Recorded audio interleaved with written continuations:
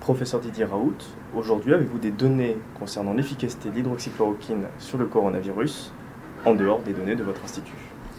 Oui, comme je l'avais dit, il n'y a maintenant aucune évidence. Donc cette première flux tentative d'intoxication des esprits sur la toxicité de l'hydroxychloroquine est terminée.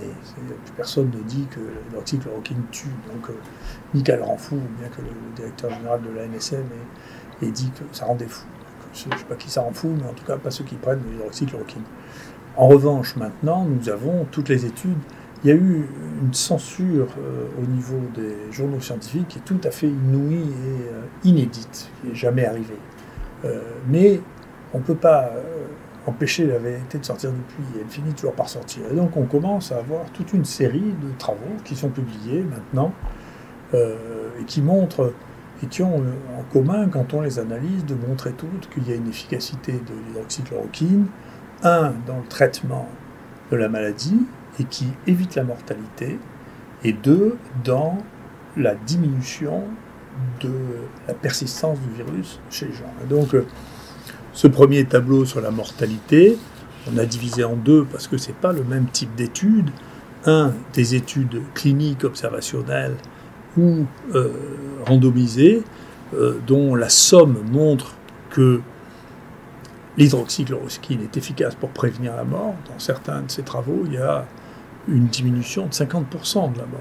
Donc c'est un point très important. Je vous rappelle que ni le remdesivir ni le lopinavir n'ont jamais eu une étude publiée montrant qu'il y avait une prévention de la mortalité. Zéro. Donc le seul produit pour lequel il y a une prévention de la mortalité, c'est l'hydroxychloroquine seule ou associée à l'azithromycine.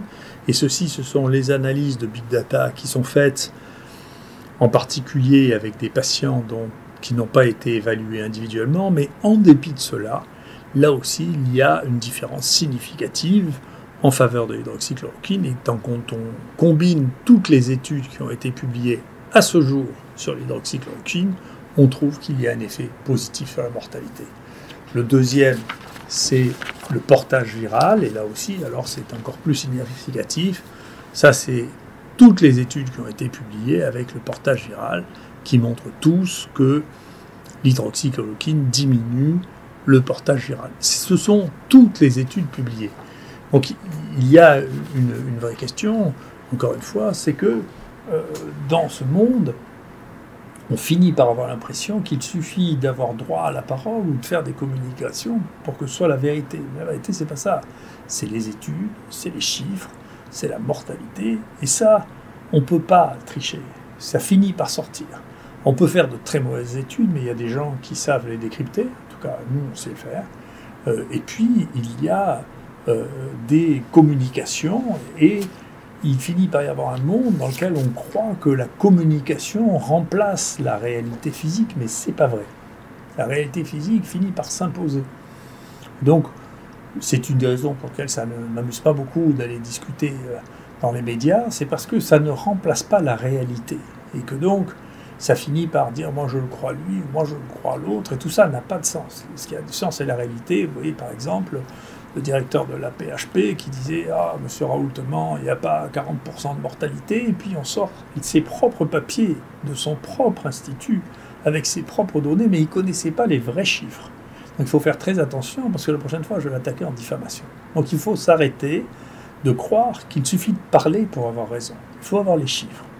Alors d'autres chiffres sur l'hydroxychloroquine qui viennent de sortir, là, cette fois-là, on voit qu'il existe un tournant maintenant, puisque c'est un des journaux du groupe du Lancet qui montre que c'est une étude dont je souhaitais qu'elle soit faite en France, et j'espère toujours qu'elle pourra être faite, c'est d'évaluer, on sait qu'elle a été faite au Portugal, et qu'elle va sortir, d'évaluer l'effet protecteur de l'hydroxychloroquine chez des gens qui prennent l'hydroxychloroquine pour d'autres raisons, en particulier parce qu'ils ont des maladies rhumatismales.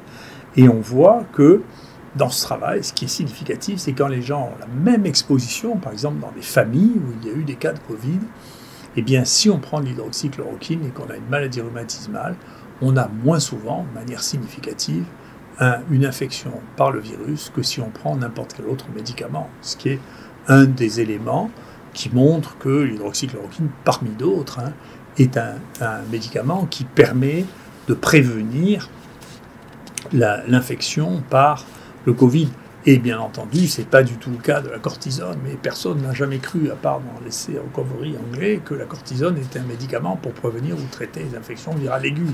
Ça peut l'être pour traiter les maladies lésionnelles, mais pas les infections aiguës. Donc tout ça va finir par se révéler paisiblement, c'est bien, ça montrera qu'on peut prendre en charge cette maladie normalement, avec un traitement qui a incontestablement une certaine efficacité, qui fait la preuve petit à petit.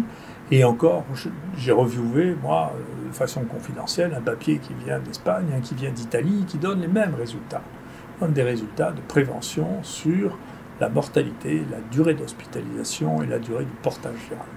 Pour un prix qui est ridicule, comparé aux 4 000 $ que va coûter le traitement par remdesivir qui n'a jamais évité la moindre mort. Merci.